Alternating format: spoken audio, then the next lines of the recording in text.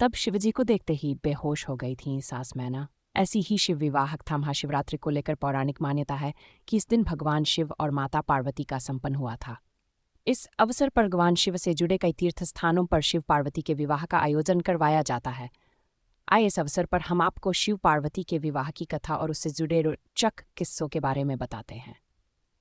महाशिवरात्रि पर भगवान शिव और देवी पार्वती का विवाह हुआ था, इसलिए देश के प्रसिद्ध मंदिरों में इस दिन शिव विवाहोत्सव मनाया जाता है और शिवजी बारात लेकर निकलते हैं। भगवान शिव के विवाह की बात चली है तो आपको शिव पुराण की उस कथा की ओर ले चलते हैं जिसमें शिवजी के विवाह की कथा का वर्णन किया गया है। महाशिवरात्रि पर शिव विवाह की इस कथा को सुनना और पढ़ना बड़ा ही पुण्यदायी होता है, साथ ही यह शिव भक्तों को रोमांचित और आनंदित भी करता है। शिव विवाह की उस घटना के कारण कहते हैं कि सास को दामाद की अगुवानी, जिसे परीक्षण भी कहते हैं, नहीं देखना चाहिए। शिव जब बारात ले चलने लगे तो उनकी बारात में भूत प्रेत बेताल सब मगन होकर नाच रहे थे।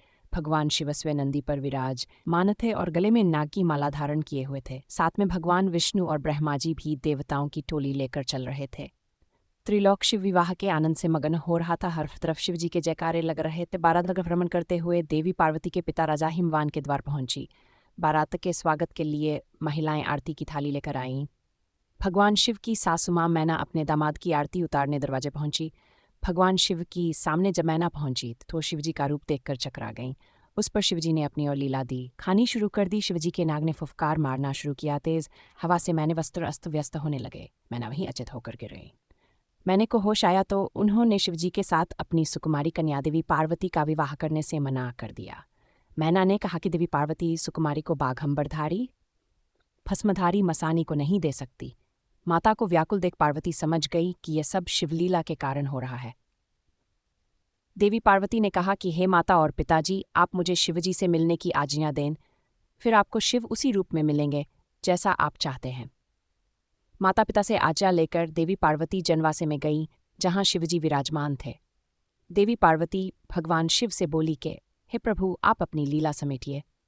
मेरी माता आप कामसानी रूप देखकर व्याकुल हुई है और आपसे मेरा विवाह विवाहन ही करवाना चाहती हैं। हर माता की तरह उनकी भी इच्छा है कि उनका दामाद सुंदर और मनमोहक हो, इसलिए आप अपने दिव्य रूप को प्रकट कीजिए। देवी पार्वती की मनोदशा समझकर शिवजी ने अपनी लीला समेट ली और भगवान विष्णु और मानकर भगवान शिव को दूल्हे के रूप में यार किया। भगवान शिव अपने चंद्रमौली रूप को धारण करके सब काम न मोह रहे थे। देवी मैना जब शिवजी का चंद्रमौली रूप देखा तो निहारती रह गईं। उन्हें अपने नेत्रों पर भरोसा हीन ही हो रहा था। वह खुशी खुशी शिवजी के विवाह की तैयारी करने लगीं।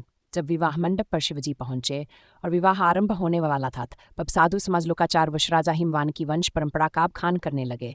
इसके बाद शिवजी से कहा गया कि उनकी वंश परंपरा क्या है, इसका बखान कीजिए।